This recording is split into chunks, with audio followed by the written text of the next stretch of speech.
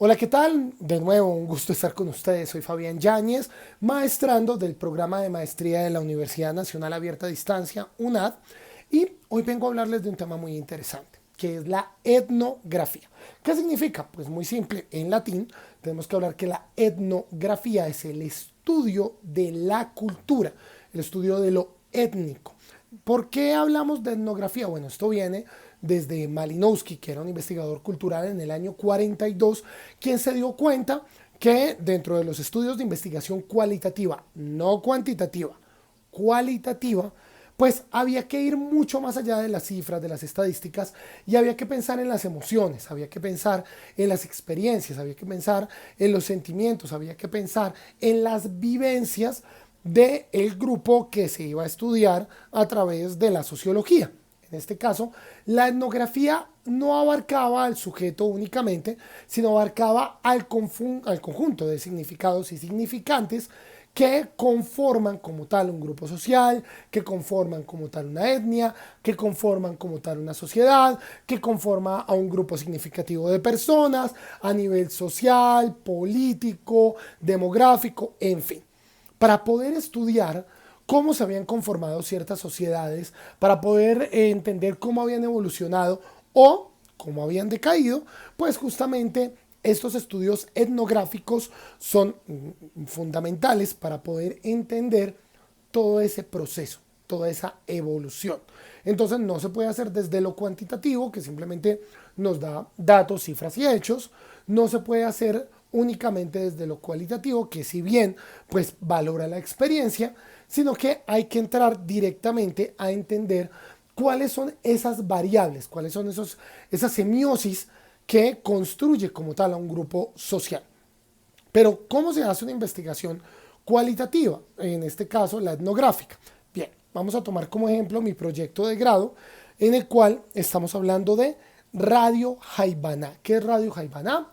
Radio Jaibaná es un desarrollo a nivel de la educomunicación con el cual se busca ¿qué? Se busca que los jóvenes entre los 8 y los 21 años que viven en Bogotá, los jóvenes que hacen parte de la etnia embera, ya sea embera chamí, ya sea embera catío o los emberas, digamos, que vienen de otras latitudes de América, sobre todo de Sudamérica, y que actualmente viven en el barrio La Favorita, esto en el centro de Bogotá, y que también provienen del departamento de Risaralda, de otros puntos, y que se habían asentado en viviendas subnormales, en carpas, en el Parque Nacional, pero que hoy en día están asentados específicamente en el barrio La Favorita.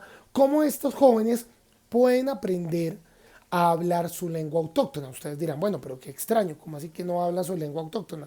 Pues no, resulta que muchos de estos jóvenes que son de segunda y tercera generación de emberas que han llegado a Bogotá desde el año 2002, o sea, estamos hablando de que estos jóvenes son hijos y nietos de los Embera que llegaron a Bogotá desde el año 2002, todo por cuenta de el proceso de desplazamiento forzado en Colombia y cómo estas personas fueron sacados de sus territorios en el Chocó, en Risaralda, en el centro del país y llegaron aquí, pues sus hijos y sus nietos tienen una situación y es que han aprendido a hablar primero el español, que el emberá, y se niegan a hablar en su propio idioma. ¿Por qué? Pues porque no les es útil en la ciudad y les es útil hablar en español. ¿Cuál es el problema con esto?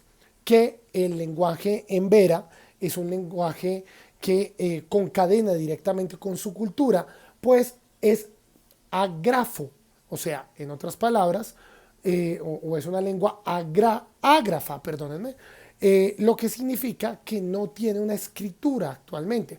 Hay unos proyectos que se han hecho desde universidades en Risaralda y en Bogotá desde el año 2018 para generarle una grafía a esta lengua en verá, pero hasta el momento, pues digamos, no es oficial, ¿sí? No todos los en veraz en el país pues la conocen, no la escriben. Entonces sigue siendo una lengua ágrafa y por tanto esto lo que significa es que toda su tradición oral, sus mitos, sus leyendas son transmitidas a través de la tradición oral. En otras palabras, como dice el dicho popular, sin ese lenguaje, sin esa lengua, no hay cultura. Si desaparece la lengua, desaparece la cultura. Entonces ya estos nietos o sus bisnietos pues no van a poder conocer cuáles eran las tradiciones en Beraz y simplemente les pasará lo que a otros grupos indígenas en Colombia que terminarán perdiendo su identidad. Por ejemplo, lo hemos visto con los chipchas, lo hemos visto con los descendientes de los muiscas, en fin, que terminan perdiendo su identidad y simplemente como raza son indígenas, pero ya culturalmente no hacen parte de un grupo social con una identidad definida. Esto justamente concadena con la etnografía, porque para poder entender cuáles son los usos y costumbres, entendemos a través de los siguientes pasos de la etnografía cómo poder abordarlos. Primero, recuerden que hay dos formas de abordar la etnografía. Uno, a través de la observación, ¿cierto? Participante, y dos, a través de la entrevista. Entonces, ahí debemos escoger personajes, sobre todo que tengan credibilidad.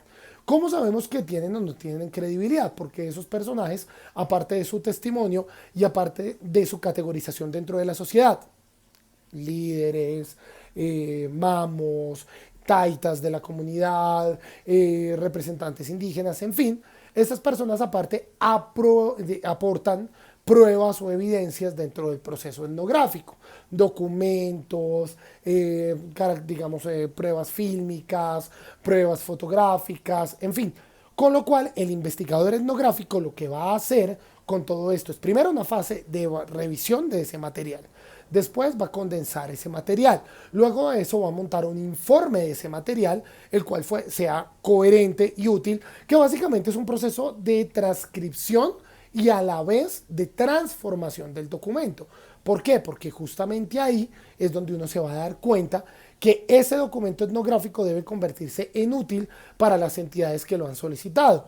Una alcaldía, una secretaría, una superintendencia, un ministerio, la misma presidencia de la República, porque a partir de ese documento etnográfico que está evaluando los usos, las costumbres, que está enfocado a través de una comunicación para el cambio social, no una comunicación para el desarrollo, sino más enfocado, digamos, desde la visión del informe McBride en los 80s, pues esta comunicación para el cambio social está enfocada en cómo adaptar los desarrollos a sus usos y costumbres, sino cómo adaptar a la comunidad al desarrollo tradicional occidental. Entonces la etnografía es fundamental para poder ver eso y eso se hace a través del informe etnográfico, que fue lo que, como les cuento, lo desarrolló Malinowski en el año 42. Entonces, para mi caso particular, para el caso de mi trabajo, pues se habla del concepto de Jaibaná. Entonces, Jaibaná es curación, Jaibaná es medicina, pero no vista desde el punto de vista occidental, sino algo que te cura tanto el cuerpo como el alma. Por eso el proyecto se llama Radio Jaibaná, porque lo que busca es que a través de la radio ellos tengan un espacio donde en unión con etnógrafos, en unión con sociólogos, en unión con taitas de la comunidad y en unión con educadores, se genere un protocolo educomunicativo. O sea, una forma de enseñarles a ellos esta misma lengua a estos jóvenes, pero a través de la pedagogía y la didáctica para que a ellos les guste la idea. Y estamos apalancados en un medio de comunicación que es la radio. ¿Por qué? Pues porque la radio tiene una penetración enorme en la población, 98.2% de la población todavía prefiere la radio por encima de otros medios, porque es de fácil acceso. ¿Esto quién lo dice? La Comisión de Regulación de Telecomunicaciones. El dispositivo para escuchar radio es económico, vuela por ondas hercianas, entonces no se necesita internet, por lo menos no de base. Entonces es una forma para llegarle a estos jóvenes de una manera sencilla y nos apalancamos obviamente dentro de la pedagogía.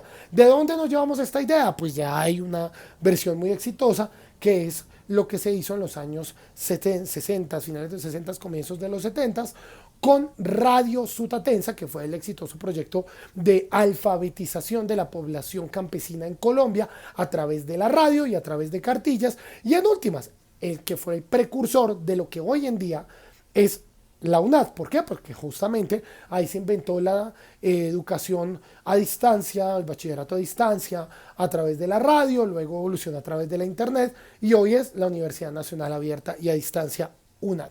Esto es en síntesis la forma en la que la etnografía ingresa con mi proyecto. Gracias por haberme escuchado.